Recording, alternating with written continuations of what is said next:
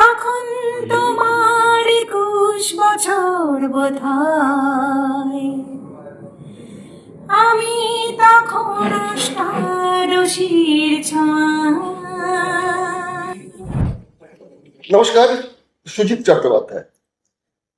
আপনাদের কাছে যা অনুষ্ঠান আমি নিয়ে আসি ম্যাক্সিমাম একটু যেন গুরু গম্ভীর হয়ে যায়।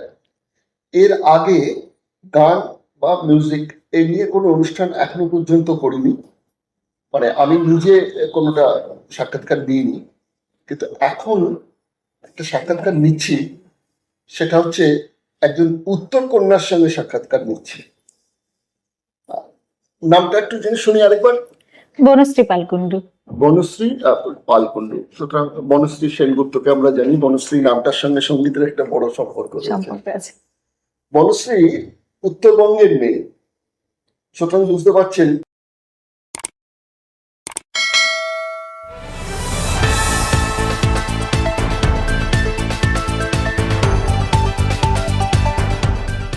রংহীন সংবাদ আর অজানা তথ্যের জন্য দেখুন দিগদর্শন, 10-এর পাশে, দেশের সাথে।